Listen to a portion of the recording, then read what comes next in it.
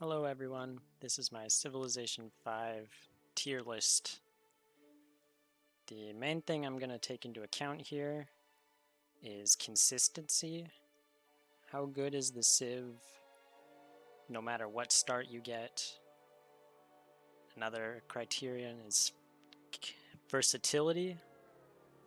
How well can you make them work for any victory condition? And while I'm not specifically thinking of single player or multiplayer, I'll try to bring up any differences as I see them. And I just have a lot more experience in single player, so that might be the focus. But I'll try to bring up both. And just to throw this out there, my word is not law. There are definitely more experienced people than me. So let's get started. The first one here is the Celts. They're amazing for getting your pantheon and starting religion. However, their bonuses start to fall off later in the game. Because they're religion focused, they do much better with wide play. If you're unfamiliar with the term, wide play means to have a lot of cities with less population, whereas tall play means to have fewer cities with very high population. So the Celts being religion focused encourages wide play because faith generation is mostly tied to the number of cities you have with shrines and temples, and any faith you might get from tiles via your pantheon. They get happiness later in the game. Their unique unit can give them some extra faith early in the game, but not a particularly significant amount. So for that, I'm going to put Celts in B tier. Religion can be very strong, especially if you focus it, but their bonuses definitely do not scale throughout the game. Next is China. The best thing about China, in my opinion, well, for their infrastructure at least, it's definitely the paper maker. It's a unique library that gives +2 gold, rather than having a maintenance cost of 1 gold. So this also supports wide play very well. One of the big problems with wide play and Liberty in general is gold. So having a library that gives you gold can counteract that very well. They also get a lot of war bonuses with their unique crossbow that can shoot twice in a turn, which is actually more important than it comes off as at first, because that also means you can shoot and then move afterwards. And if you're on a road, you can move in, shoot, and then move out, kind of like a baby Keshik or something. And China also gets a quicker general generation. And generals, especially in multiplayer, are very decisive in war. Citadels make land yours, and that's very big for mobility. Roads are one of the best things you can make during war, and you can't use roads in an enemy's territory while you're at war. So having roads under your control is very huge for moving all your units. So for that, for the combination of the gold generation, the general generation, and a crossbow that can shoot twice, I'm going to put China in A tier. They are very imposing to fight against, or they can just sim city quite well with wide play. Next is Denmark. This is the first one that's really map dependent because a lot of their bonuses come from being able to embark and attack over water, which is not great form of attacking in the first place. Unless you are like, most of your cities are inland and you're trying to attack someone on a different landmass. So that's why I would say Denmark is very map dependent. They get 2 unique units. They get a unique longsword that's available at metal casting instead of steel. So I would call the longsword a pretty useless unit for the most part. It's only 1 tech away from the unit it upgrades into that has just 3 more combat strength, and it does not require strategic resource. But the Berserker is much better than the longsword It does not require steel. You can get it at metal casting, and it has 3 movement, as well as the amphibious promotion, which is good if you're going for the whole embark attack. But I would say if you're trying to attack from one of your coastal cities to another person's coastal city, it's so much more effective just to have boats, frigates, or ironclads, battleships. So I'm... Oh, and their other unit is the Norwegian Ski Infantry. It gets a combat bonus in hills, tundra, and snow. You don't want to be settling in tundra and snow usually, so the bonus is not super useful in my opinion. I'm going to put Denmark in D tier. You need to be playing on a map where the water is the focus if you want to get mileage out of your bonuses. And the units are just not good enough to make up for that. Next is the Netherlands. I like them a lot, but I honestly don't think they're very good. They're somewhat land dependent with their unique improvement, the polder. It gives a lot of food, but there's always a chance that you just will not have any marsh or floodplain in your land. Grassland start bias does help with getting more marsh, but it's not a guarantee. And the Sea Beggar, their unique unit, is okay. It's a unique privateer that starts with the Sea Beggar 2, or Coastal Raider 2 promotion, which means if you have barracks and armory in your city, you can immediately get logistics on your Sea Beggar, which lets it attack twice in a turn and also move after attacking, which is a pretty big deal for naval melee units. You can run in, attack a city, and especially if you have extra movement from exploration, you can then get out of its bombardment range and deal damage and steal gold in the process, which is not bad, but that does make it somewhat map dependent. You need to be playing on a map where coastal navy warfare is a big deal. And the get extra happiness from luxuries if you trade them away, which is a pretty minimal bonus in my opinion.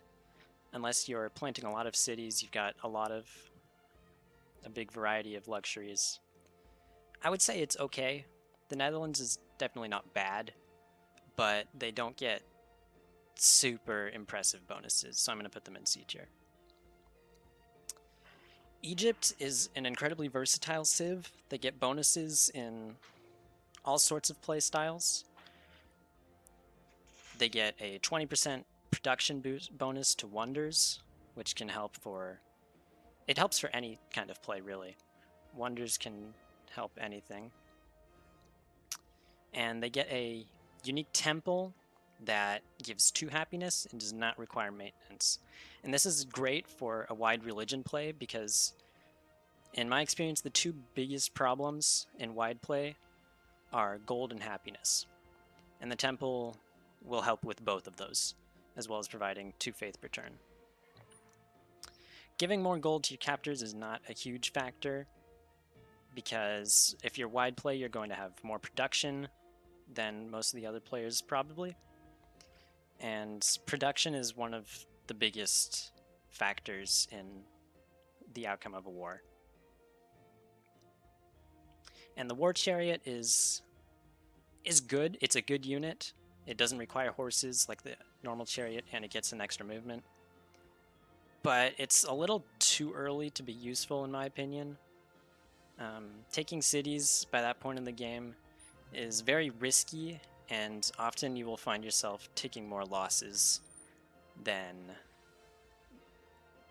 the benefit you'll get out of it. But despite that, between the temples and the wonder production alone, I'm going to put Egypt in S tier.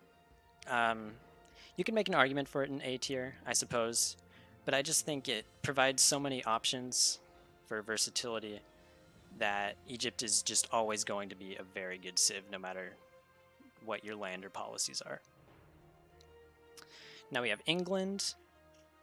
England is kind of map dependent because there's a big focus on navy with them. They get a unique frigate that's just flat out better than normal frigates, gives extra strength. And it also gets extra movement on naval units, which is pretty good, but again, map dependent. So England gets kind of total naval control, especially during Renaissance Industrial when they get their unique frigates. And they also have a unique crossbowman that's 3 range. And this can be, it's kind of like a mini artillery. It has 3 range, but it does not get indirect fire. So if you're fighting into forest or hilly terrain, you might not be able to get all 3 range out of it. But overall, the longbow is a pretty good unit. And of course, the naval control is huge. England also gets an extra spy, which is good. It's good. It's never a bad thing, I suppose. But in single player, by the time you're getting spies, Renaissance, this is when you want to be catching up in tech, hopefully, to AIs that start out ahead of you. But in multiplayer, it can be pretty good, especially if you're focusing war. If you're trying to cavalry artillery into someone, you can steal some of the techs on top of the tech tree. Although with England, you're probably going to be up there already, because that's where your frigates are, ship of the line. But overall, I'm thinking somewhere between A and B for England. I'm going to give them B tier. Well, they just get they're map dependent, so I'm going to put them in B for that. If you're playing on Pangaea, the naval control is not a huge deal. Longbowmen will always be applicable, spies, but overall I think England is just good, not great. And they don't get bonuses too much besides war. Next is Ethiopia. Ethiopia, like the Celts, is pretty much guaranteed to get a religion. You have to try not to get a religion with Ethiopia. It's one of the few cases where I'll say making a scout first immediately is not what you want to do. Although, it's always situational. So Ethiopia is great at getting a pantheon, getting their religion started. However, there is some dissonance between their unique ability and just playing religion in general. Because, as I mentioned before, 5th generation is tied to how many cities you have for the most part. And Ethiopia's unique ability gives them a combat bonus against people with more cities than them. So you kind of have to pick and choose whether you want the combat bonus or whether you want more faith. I personally think the faith is more important, but that's up to you and your playstyle. And the Mihal Safari is a fine unit. It starts with drill promotion, so you can get cover earlier or whatever you need. I think Ethiopia is good. It's a great defensive civ. Also good for religion. You have options with them, but they're not like groundbreaking. France, the biggest thing with France is probably the unique bonus or boosted theming bonus from Museums and Wonders. They get a doubled theming bonus, which makes them great for tourism. They also get a unique improvement, the Chateau, which gives gold and culture. And later in the game, it gives tourism. It's fine, but France is just a one-trick pony, really. They only get bonuses towards their culture. They get a unique musketman that has extra combat strength and nothing else. It's a fine unit, whatever. Not very consequential, though.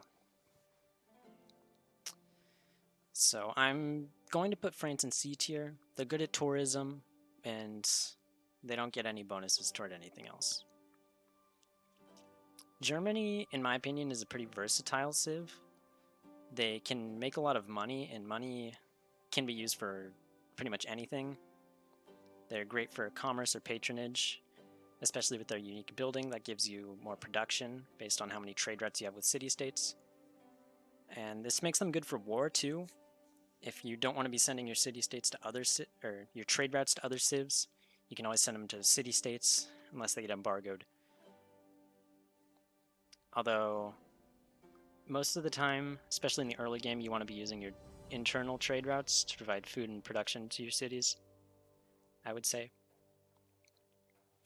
But yeah, making money is very versatile. I would say Germany is a pretty good civ, and the barbarian conversion is fine. It's good for dealing with barbarians early game. Although you do have to actually kill a camp to get the unique units, so you need to have some power in the first place before you can get more barbarian power. So I'm going to put Germany in B tier as well. They're fine. They're good. They're pretty versatile. Next up is Greece. The biggest thing about Greece, you'll notice with most of these civs, I think most of them have one really good bonus, and then some okay to not useful in the slightest bonuses. And for Greece, the biggest bonus for them is half decay rate for a city-state influence. This can be huge, especially if you invest in the consulates policy in patronage. That gives your resting point for influence increase to 20. And this makes it so if you complete a quest for a city-state, your influence will go up to 60, and then it'll decay at half rate. So you'll be friends for much longer than normal. And of course, by the late game, it's super easy to just be allied with every city-state. It requires way less money than it does for other civs. And city-states give you lots of options. You can get culture, faith, units, food from city-states. They provide pretty versatile play. The unique units for Greece, however, I think are less useful. The hoplite is just a spearman with extra strength, which makes its best use against barbarians, in my opinion. And it's pretty good at that. But otherwise, it's not a big deal. Same with the companion cavalry. It's a unique horseman that gives a bonus towards Great General generation. And I said this before, I don't think going to war that early in the game is super useful. And you can't generate great generals against barbarians. But just from the city-state influence alone, I'm going to put Greece in A tier. It's super easy to get city-states on your side. And then once they are on your side by the late game, when diplomacy victory becomes an option, you can declare war on absolutely everyone. And other players will not be able to do anything about your alliance with city-states other than like kill them. Next is America. I think the best thing about America is the cheaper land tiles and extra military site. It gives them a huge buff in the early game. Working the best tiles you can make a pretty big difference. You'll get your shrines and monuments out sooner if you're working better tiles, and this can snowball. Their bombers get the siege promotion, which I think is not incredibly useful. I think bombers are much better against enemy units, and then you can come in with cavalry, artillery, land ships, whatever, and use your artillery to deal damage to cities. I think is much more efficient. So I think the B-52 is not super useful. However, their unique musket, the Minuteman, has no terrain penalty, which is pretty good if you're warring into someone and they've got pretty defensive terrain. And the Golden Age's points on kill, I think, is not incredibly consequential, but it is useful, certainly. So I'm going to put America in B tier. I think they're pretty average, but cheaper tiles is the biggest thing in my opinion. Now we have Attila. Attila is unparalleled in early war, to be honest. I've done this before, you can have your warrior upgrade into a battering ram from a ruin and immediately kill the next person you see. You can also demand tribute from city-states super easily with battering rams, and if there are a lot near you, that's like 200 gold in the early game for buying tiles, buying units, buying a worker. It's pretty big. And Attila's... Oh, and the horse archer doesn't require horses. It's 4 movement. It does not... moving into rough terrain does not eat all its movement like it does with the normal chariot archer. So the horse archer is super good at early war. Against barbarians, super good. But Attila is not just good at war. He starts with animal husbandry technology, which shows you where horses are. You can get extra production right at the start of the game.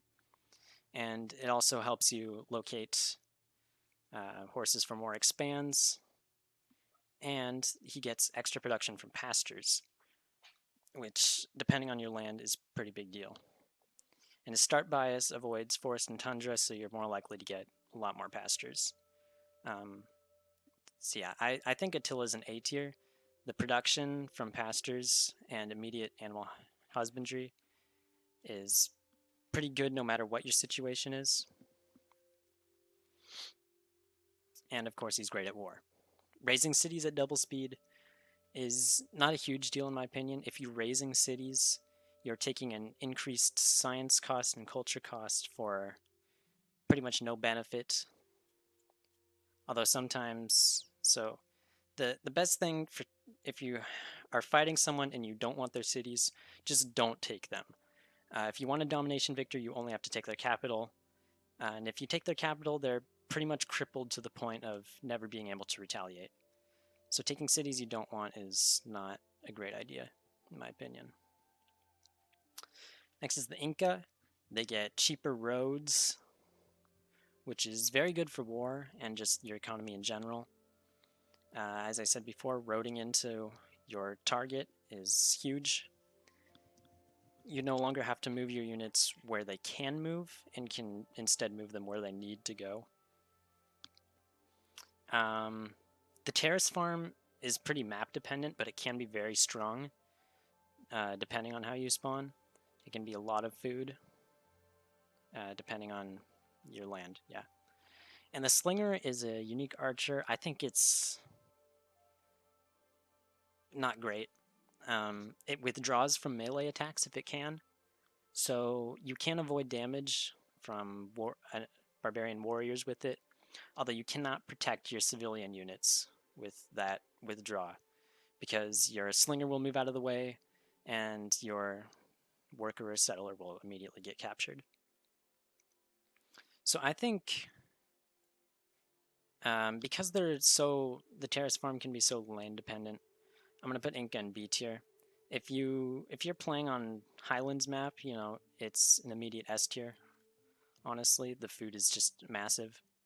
But since you can't guarantee that, I'm going to put them in B tier. Now we have India.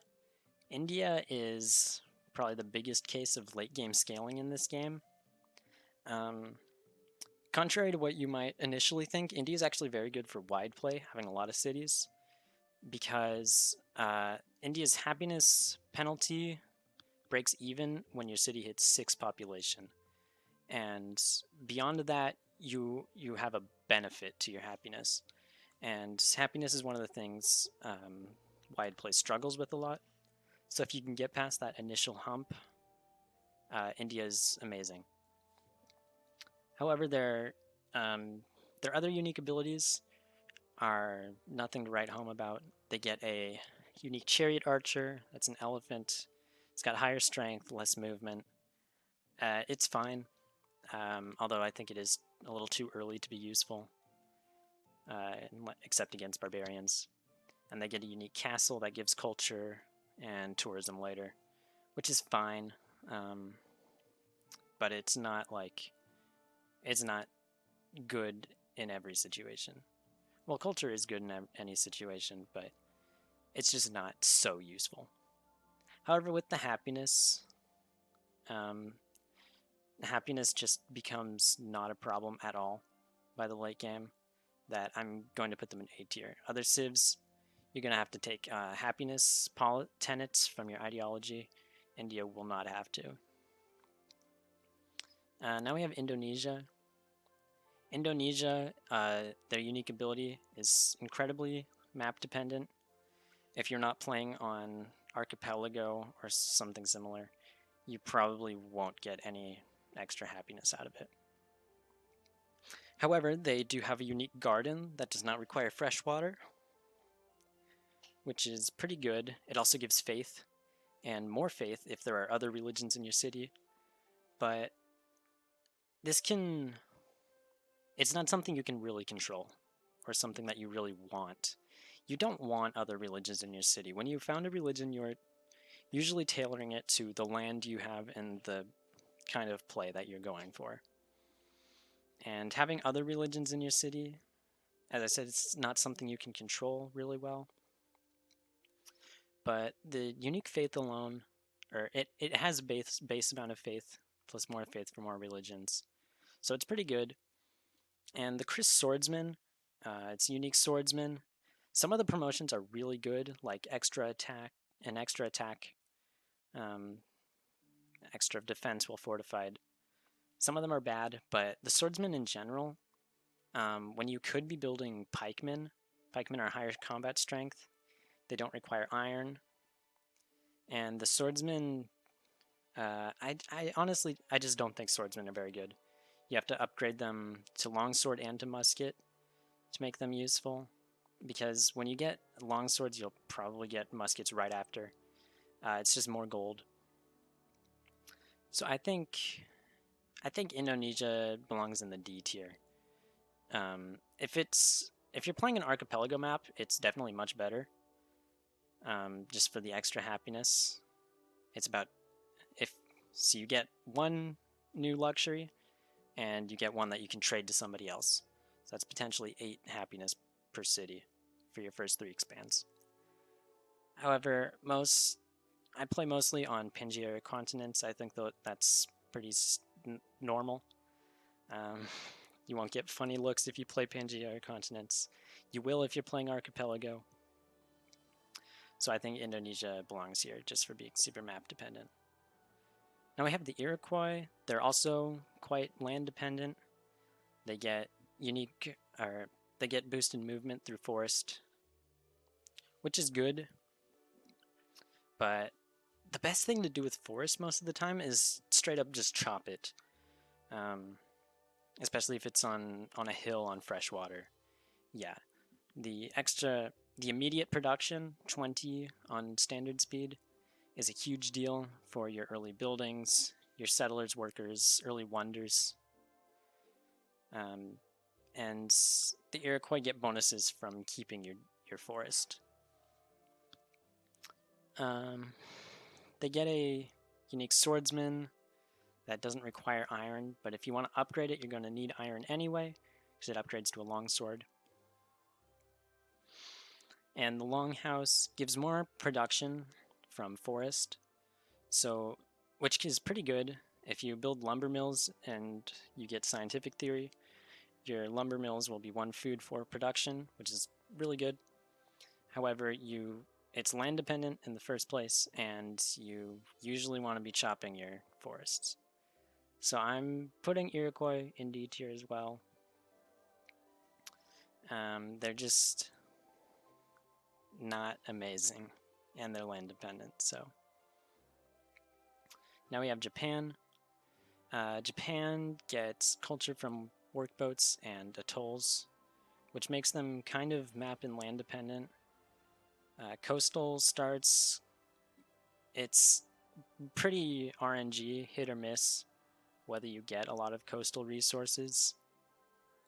It's easy to not get, you can end up with like 0 in your capital, or you can end up with like 5. You have no control over it. Japan gets their units fight at full strength, no matter how much damage they've taken. This is a pretty big deal, because if your unit gets down to like 1 HP, they will deal about half the normal amount of damage. Half the amount of damage they would have done if they were at full HP. Which is a pretty big deal. Japan also gets a unique fighter that does not require oil, and that's pretty huge. Fighters are great for intercepting enemy bombers. I think that's the best use for them. I would say you want bombers to deal damage and fighters to perform air sweeps to make way for your bombers and to intercept enemy bombers. So the zeros are really good. Japan also gets a unique longsword that gets a shock promotion and it gets increased general generation. The samurai is not very good, in my opinion. Longswords are bad to begin with. The Great General and shock promos are pretty good. But when you're one tick away from muskets, just research gunpowder and build a musketman instead. Samurai can also build workboats, but you should probably have most of your workboats by the time you research samurai. Yeah. Samurai are not very good, but the rest of Japan's bonuses are pretty good. Extra culture from workboats is not nothing. I'm going to put Japan in B tier. Yeah. Next is Korea. Korea is one of 2 science-focused civs in the game. And science is huge because if you lead in science, you have better military units than everyone else in the game. You have better ways of, you get more trade routes from research. You get buildings that can just lead to any yield at all. So science is huge, especially in single player when you start out behind and your goal is to catch up. Korea gets extra science from specialists and great person improvements. And this does promote tall play, although their coastal start bias, I think coast does encourage tall play most of the time because you just have more food potential. And they get a unique caravel that cannot enter deep ocean, but it gets like almost double combat strength, which makes coastal attacks against Korea in the Renaissance industrial era not very feasible at all.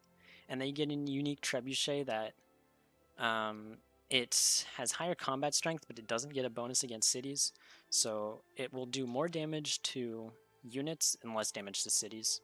It's pretty good, but early siege units are, in my opinion, they're just too frail to be worthwhile, plus you have to set them up. But that doesn't matter. The science alone, even without the turtle ships, makes Korea an S tier civ. Next is the Maya. I would say all of the Mayans' unique bonuses are really good. They get the unique shrine gives science as well as faith. I think it might also give an extra faith. I'm going to need to look that up.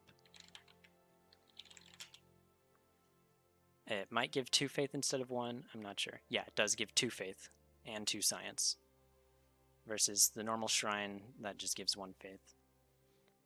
The Mayans also have a unique archer that does not require archery tech. And this is really good if barbarians are giving you a problem, because you don't have to invest the time into the archery tech when you are probably researching texts that you need for your luxuries or for a wonder that you really need or something like that. And the big one is their unique ability. Once you research theology, you'll get a great person every so many turns. I don't remember. But great people can be used for almost any playstyle, almost any victory condition. Great people will be useful. And I think that makes the Maya an A tier civ. They're incredibly versatile, they're not really land dependent, and they just get some good unique bonuses. Bonuses that will always be good. Now we have Mongolia. Mongolia has about 1 purpose, and they do it very, very, very well. They kill. They get a unique knight that is a ranged unit that has 5 movement and can move after attacking. It's an incredible unit, the Keshik. And combined with their unique Great General that has higher movement and also lets adjacent units heal faster, the Mongols are an unstoppable force in the medieval era, except to maybe like the Great Wall, which is pretty satisfying given the historical context. Their unique ability, however, they get a bonus against city-states This is not amazing. It's not very beneficial to you to be killing city-states. You don't gain anything from them other than like another city, maybe some new luxuries. It's just a city. Whereas when you're attacking a city-state, you could be attacking another player and crippling them at the same time as you're gaining. But that doesn't matter. The Keshik and Khan, even just the Keshiks is enough to put them in A tier. It's a 5 movement ranged unit that can move after attacking. Yeah. It's one of the best units in the game. Now we have Morocco. Morocco gets extra gold and culture for trade routes to other civs. And this is good. Mostly in the late game, though. In the early game, I've said this, you mostly want to be sending caravans internally, providing food and production to your own cities to grow them. The Kasbah improvement is pretty good. I think it gives 1 food, production, and gold, and it can only be built on desert tiles. You can get some use out of desert with this. It's best on like hills, because a flat desert tile that just gives 1 food, production, and gold is not worth working, probably. However, if you combine it with Petra, it can be pretty huge. They get a unique cavalry that has extra defense or extra combat strength in your own territory and in desert. And the Kasbah itself gives a defense bonus to any unit on top of it. So it's very hard to attack into Morocco while they have their unique units. And of course, as we talked about with Germany, money is very versatile. You can buy anything, any buildings, you can buy units. If you combine it with autocracy, especially, Big Ben from commerce. Morocco's just a solid civ. It's nothing like earth-shattering, but it's just good. Next is Arabia. Arabia just gets a huge array of bonuses. They get happiness. They get extra luxuries from their unique market, the Bazaar. They get double oil, which can be used for land ships, planes, which makes you good for military. And of course, they get a unique unit very similar to the Keshik, the Camel Archer. It's another knight replacement. It's 4 or 5 movement. It's ranged unit, and it can move after attacking. It's actually a higher strength than the Keshik, if I remember correctly. It's a really good unit. So you have the best Mongolian unit, along with other bonuses. Arabia is definitely an S tier civ, in my opinion. They just get incredibly versatile bonuses that can lead them to any victory condition, really. And now we have the Ottomans. The Ottomans really suck. They can convert ships to their own civ, like a privateer for all of their units. I believe it only works for melee units, though, when you're attacking with melee units. And they have 2 land units, unique units, in addition to that. They also have way reduced naval maintenance, but that is pretty map dependent. You only have a navy on certain map types. Yeah, melee naval units for their prize ships. The Janissary is a unique musket that heals 50 HP whenever it kills an enemy, and I believe it also gets a combat buff when it's attacking. So the Janissary is actually very good. It's a good unit. They also get a unique Lancer. Lancers are pretty bad in general. They're 26 combat strength, and they're 1 technology away from cavalry, which is 34 combat strength. Additionally, Lancers upgrade into anti-tank guns, they have a niche, which is stopping tanks, while cavalry upgrade into land ships, which are 60 strength, 4 movement, and do not have a penalty against cities. So cavalry are way more useful than Lancers. The Ottomans have a unique Lancer that's not even very good. It gets extra sight, doesn't cost movement to pillage. It's not very good.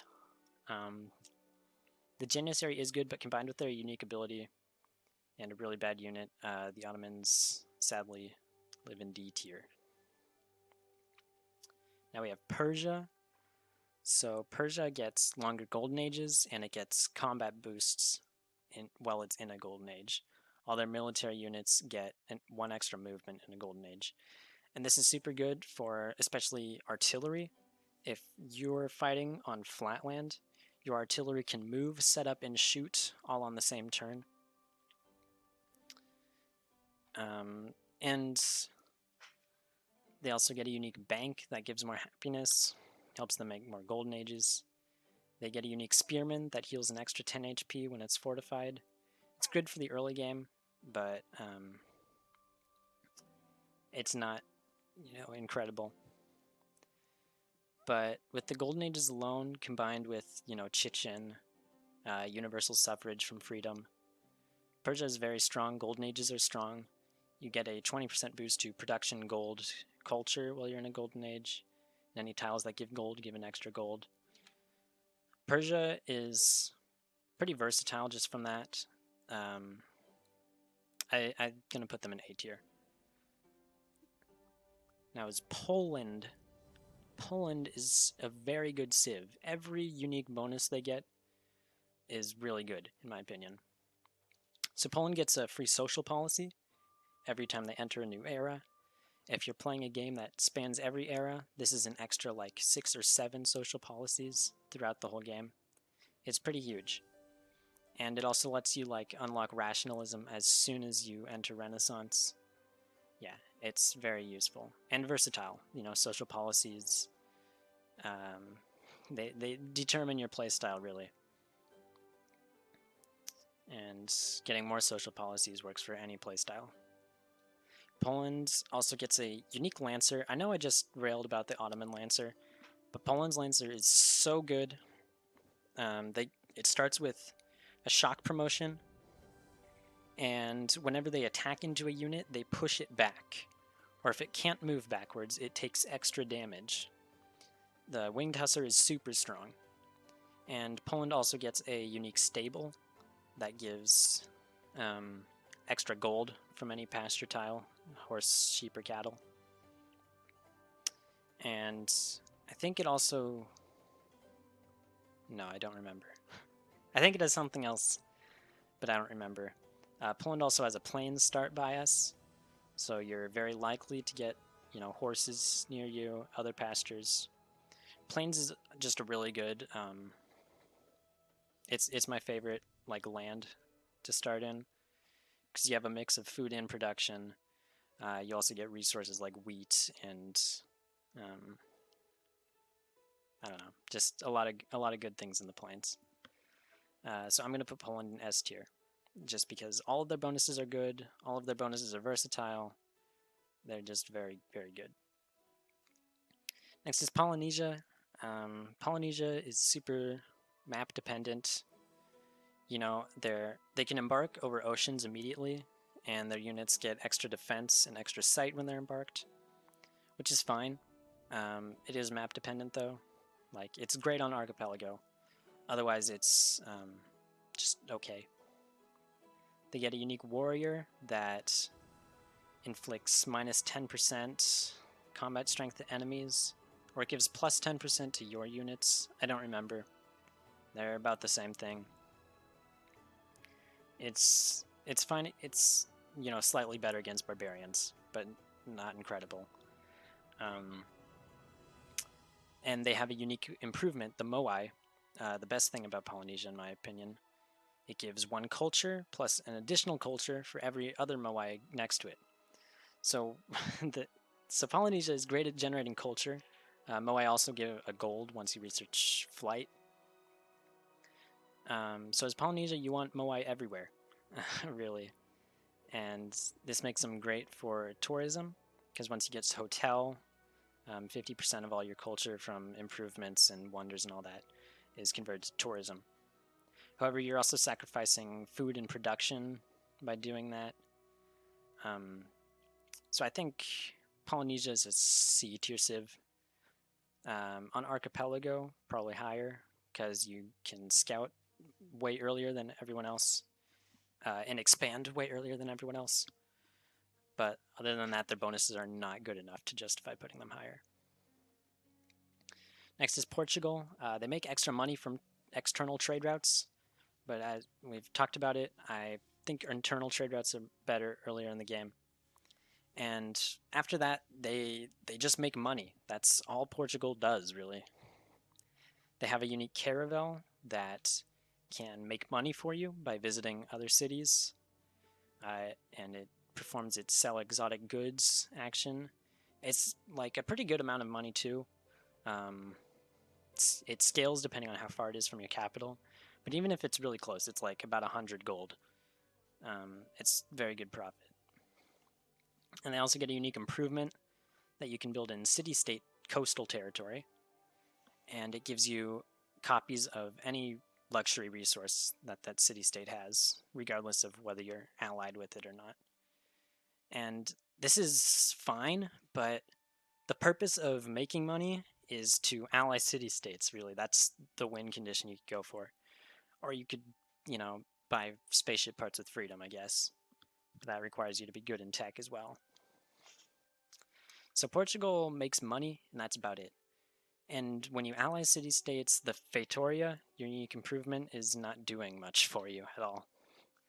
So I think Portugal is not bad enough to warrant putting it in D, but yeah, it doesn't get bonuses to anything but money. Now we have Rome. Rome's unique ability gives them plus 25% production to any buildings that already exist in the capital. And this, right off the bat, screams wide play. You're going to be building more buildings the more cities you have, and that's more production you save.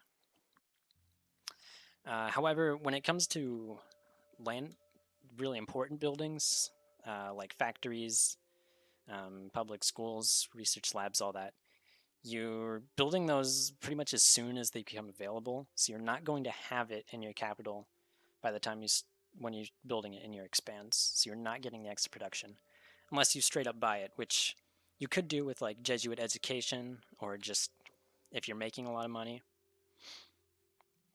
They also get a unique swordsman, the Legion, that can build roads and forts. And the roads is a very big deal.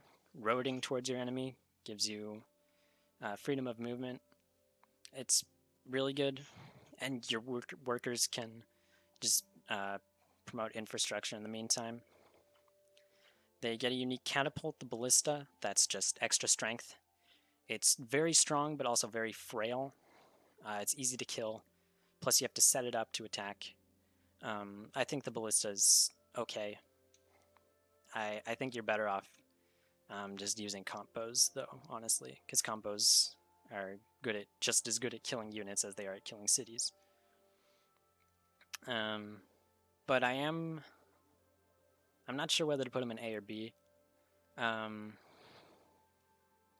going to put them in A, because I do think they're better than all of these civs in B tier. Next is Russia. Russia gets extra production from strategic resources, plus double quantities of horses, iron, and uranium. This is good for the whole game.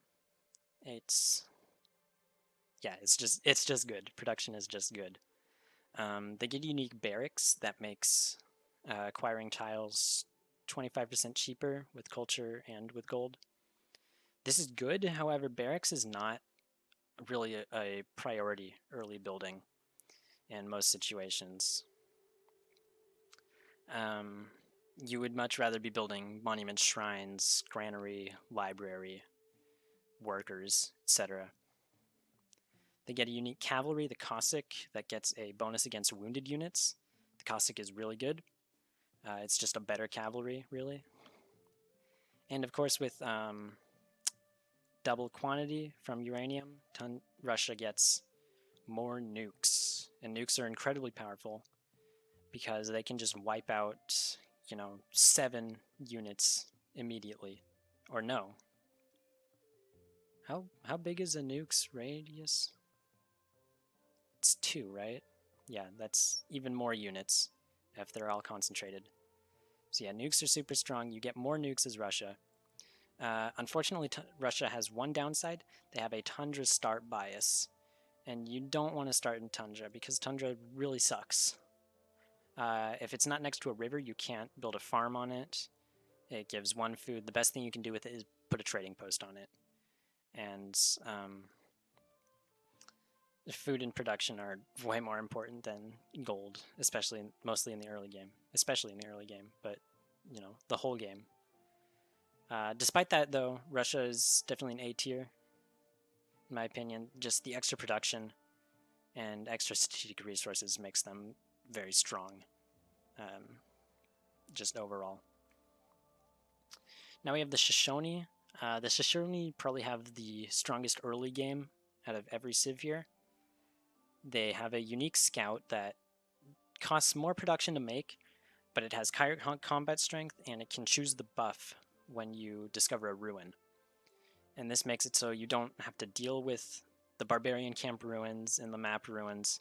You can get straight into population, technology, gold, even faith after a few turns. And they also get a ton of defensive bonuses. Their unique ability gives them a defense boost in their own land, and they have unique cavalry that gets extra movement and also has a combat buff in its own land. So they're very good defensively. They have a really strong early game, but their bonuses do not last. Once the ruins are gone, all that stuff is out the window. Oh, and they get more territory when they plant cities, which makes settling cities less competitive. You're more likely to get the tiles that you want. Natural wonders, you won't have to spend the gold to buy them sometimes. Yeah. I'm going to put Shoshone in the B tier. Just because I don't think they're as strong as any of the civs up here. I would consider them B tier, yeah. Siam. Siam gets 50% more culture, faith, food from city-states when you're friendly or allied, which is good, but it's not a ton. It's hard to get allied, or it's hard to get allied to a lot of city-states early in the game. But if you have just a few, even, it's pretty worthwhile. They have a unique university that gives culture, which is, fine. They have a unique knight that I honestly could not tell you what it does. I didn't prepare for that. I don't think it's super impressive, though.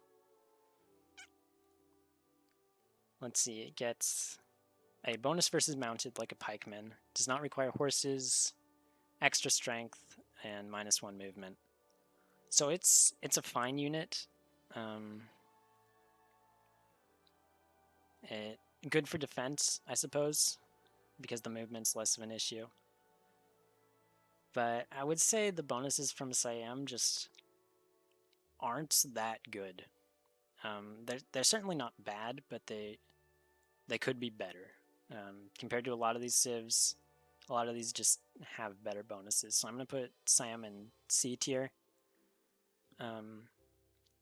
The extra yields from city-states really racks up, especially later in the game from culture city-states. But yeah, I think their bonuses are just okay. Songhai, this is maybe my favorite civ in the game. However, I don't think they're incredible. Their best use is definitely for wide play with a religion focus, because they get a unique temple that costs no maintenance and it gives 2 culture. And gold is a problem in wide play, so the lack of maintenance is really good. And extra culture lets you push policies faster. They get a unique knight that is cheaper to produce and does not have a penalty against cities. You don't really want to be attacking cities directly with your mounted units. That's a much better job for crossbows or cannons or something, because they don't take damage while they attack like a melee unit would. Songhai also gets extra gold from clearing barbarian camps or by capturing cities. The barbarian camp gold it's tripled. On quick speed or on standard speed, you receive 25 normally. With Songhai, it's 75. This is really big for like buying tiles early in the game. So it's pretty useful. You can craft produce a few archers early in the game, and then go barbarian hunting. However, when you're capturing cities, getting extra gold means you're destroying more buildings, which makes the cities you take a little less useful. However, just with the temple alone, I'm going to put Songhai in C tier. But there are other bonuses, kind of like Songhai, they're just not good enough. The Mandakalu cavalry is just not very good. It could be so much better, yeah. Assyria. Assyria, I think, is not very good. They get a unique library that has a slot for a great work of writing. And if it's filled, if you have a great work in there, units in your city get an extra 10 XP, which is fine. But you don't really want to make a great work of writing that early in the game. And by like medieval era, you should have barracks if you're going to be making units. And a barracks plus 10 XP from the library is not enough to give you a second promotion. You need 30 XP for 2 promotions. That the barracks in the library will only give you 25. Assyria also will receive technologies that, when they capture cities, if the previous city owner knew it, you don't get a choice. However, it's a good buff, but fighting someone who has a tech advantage over you can be really, really hard. Imagine like fighting someone who has infantry with your cavalry. Cavalry are 34 combat strength. Infantry, I believe, are 60. It would be very hard.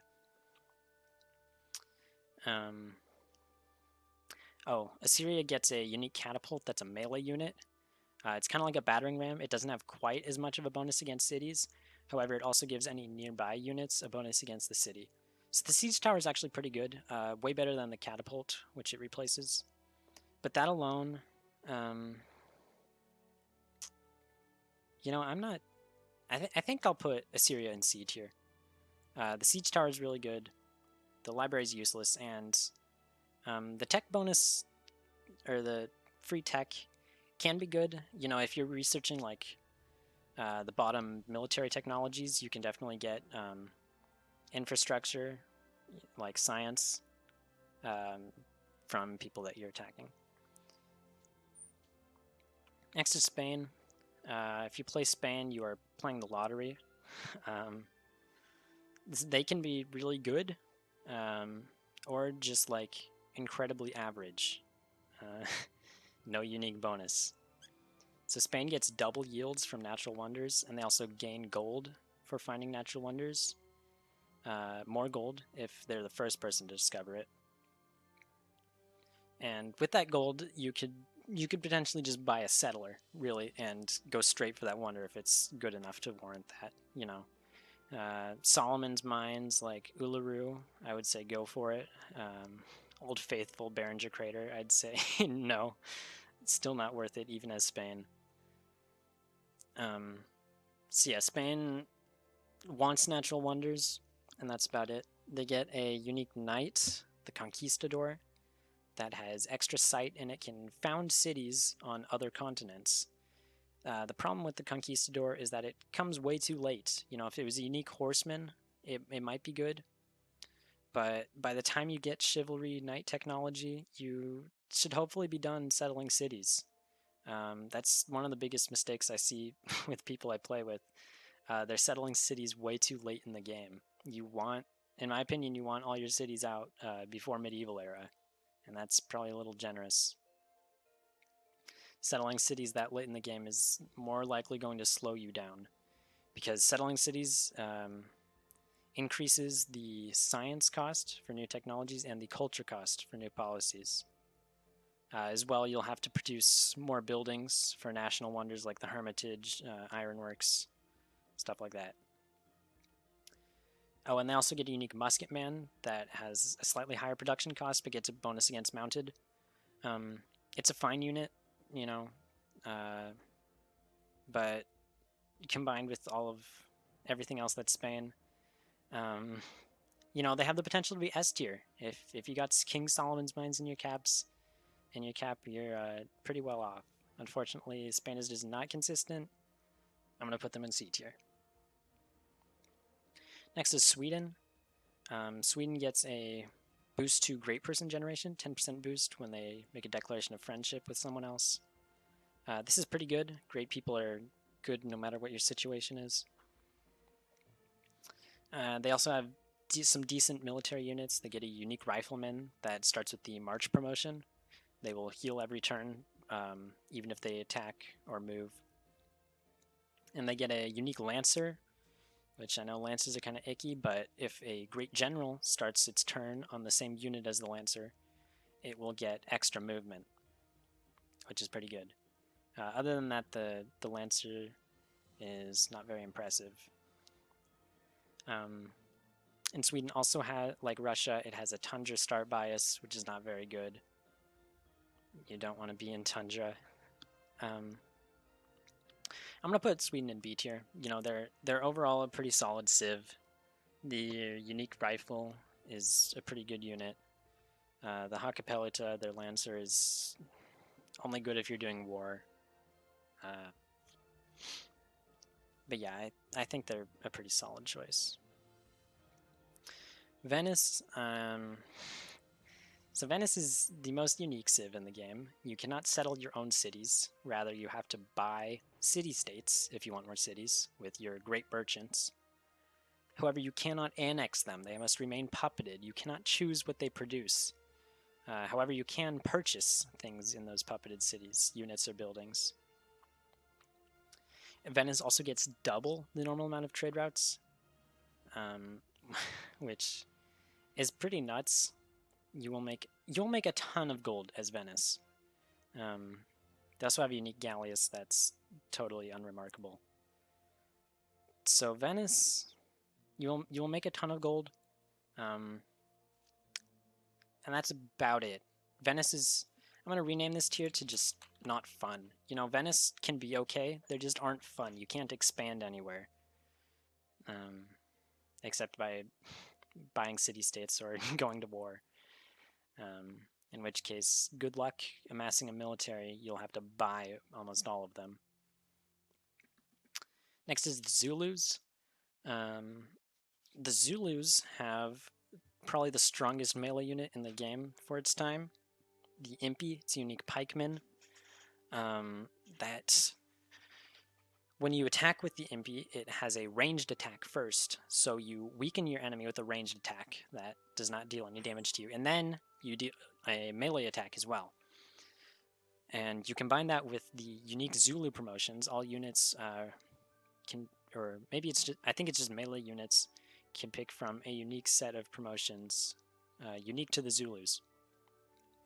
And they give bonuses to just about everything, including +1 movement if you have both the barracks and an armory. The Zulus also have 50% maintenance cost, which is great. Going to war is pretty expensive between unit maintenance and roads if you want to war efficiently.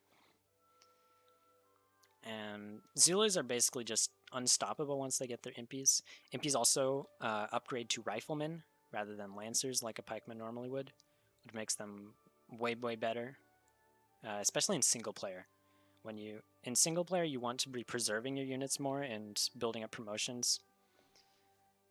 Whereas in multiplayer, you're mostly just in a race to see who has the most production, who can spam out the most units and throw them at the other person.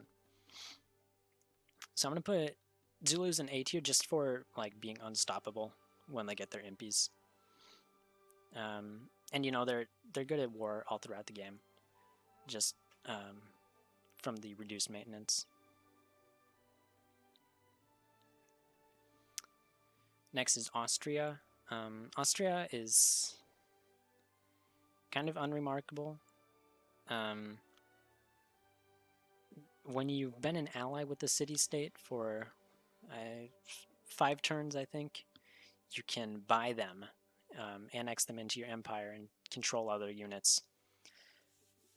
However, this is not very productive, to be honest. Think about it this way. When you're allied with the city-state, they're giving you a buff of some kind, depending on what type of city-state they are. You're getting culture, you're getting faith, you're getting food, you're getting happiness. If you buy that city-state, which you have to be allied with, you lose all those buffs that you've been getting from the city-state. And then instead, you have another city-state, or a new city that's probably underdeveloped because it was controlled by a city-state. And now you've got to deal with, you know, the happiness penalty that comes with it.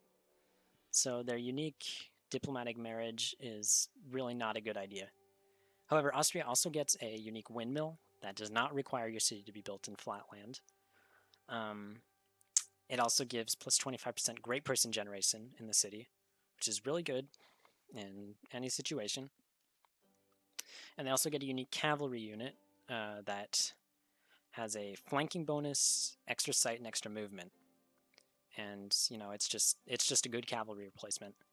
I think Austria, between the unique windmill and the unique cavalry, I think it belongs in B tier. Don't ever, pretty much never use their diplomatic marriage though. Now we have the Aztecs. The best thing about the Aztecs is their floating garden. It's a unique watermill that can be built in a city with any fresh water. Doesn't have to be a river. And it gives, I believe, plus 15% food in the city. Normally when you see like a food boost, it's for growth and not food, but the floating gardens is for food in general. So that's all food, 50% boost to all food that you're making in the city, rather than just the excess growth that you get after you've fed all your citizens. I won't get super into that, but each citizen consumes 2 food, and then any food you're making on top of that goes towards your growth, getting a new citizen. The Aztecs also gain culture for any enemy they killed, which makes them actually viable to start off with honors, picking the honor opener social policy. You can spam out some jaguars at the start and go barbarian hunting, and it will actually be pretty worthwhile in terms of the culture cost. Their jaguar unit is a unique warrior that gets more movement and maybe a combat bonus in jungle. I don't remember, but it's a pretty good unit. But yeah, so the Aztecs have potential either as a war civ or just growing their cities super huge. So I'm going to put them in A tier for that. Now we have Babylon. Babylon is the second of the 2 science civs in the game. When you research writing with Babylon, you get a great scientist. Immediately plant that as an academy, and you will probably about double your science per turn. It's pretty huge. And they're kind of impossible to kill early game. They get a unique archer that's just flat out stronger, and they get unique walls that give more defense and more HP to your city. So Babylon is... Oh, and they also get increased great scientist generation. So Babylon, science is just such a strong aspect of the game that Babylon is in S tier civ. Now we have Brazil. Brazil, like France, is a one-trick pony towards tourism, only Brazil does it way better. Their tourism gets doubled during golden ages, and when they're in a golden age, they produce artists, writers, and musicians faster. Brazil, unfortunately, has a jungle start bias. Jungle is super slow. Chopping it does not give you production like chopping a forest does. And you'll probably be short on production. Fortunately, that's not a huge deal if you're going for a culture victory. They get a unique tile improvement in jungles. The Brazil wood camp, that's basically a trading post, but it gives extra culture once you research acoustics. And they have unique infantry that gives golden age points on a kill. It's pretty unremarkable. Brazil I'm going to give B tier because they're good at tourism and not much else. Yeah. Next is Byzantium. Byzantium gets an extra option for a religious belief when you found a religion, and this can be any type of belief. It can be a founder belief, follower belief, reformation, not a reformation, enhancer belief, or even a pantheon. So this can be really good depending on your land, depending on what you need for your empire, your playstyle. Unfortunately, that's about where the good things for Byzantium stop. They have two very unremarkable units. The Cataphract is a unique horseman that has less movement, but it can get defense modifiers from its terrain. And Byzantium has a Droman, which is a unique trireme that is a ranged unit instead of a melee unit. So you cannot actually take any cities, coastal, without using an embarked unit until you research caravels as Byzantium. So the extra religious belief on its own is not enough to get Byzantium any farther than C tier, in my opinion. Last but not least, we have Carthage. The best thing about Carthage is they get a free harbor in every city, which makes them really good for wide play on more ocean-based maps, like archipelago, continents even. Carthage gets a unique elephant unit. I believe it's a unique horseman that gets less movement and gives a combat penalty to any nearby enemy units. The elephant's okay. They get a unique trireme that I could not tell you what on earth it does, because I'm pretty sure it sucks. Let's see. Yeah, it has 13 strength versus the normal 10 of a trireme. It's not good in the slightest. Well, I mean, it's fine, but it's not unique. Oh, and Carthage can move over mountains after they generate a great general. This is not a big deal. You can't shoot over mountains. You have to actually walk over them if you want to do something. I mean, it's not very good. It doesn't really matter. And you take damage if you have your turn on a mountain. So Carthage is sitting here in D tier. And that's every civ. That is every civ in the game. I've ranked them and I've given you my reasoning. And it took an hour and 15 minutes. So I hope this was useful to you. If you really wanted to learn about civ for an hour, if you want me to make more tier lists, I could rank like the wonders or something. I don't know. Leave a like if you friggin' got this far, Jesus. And have a nice day.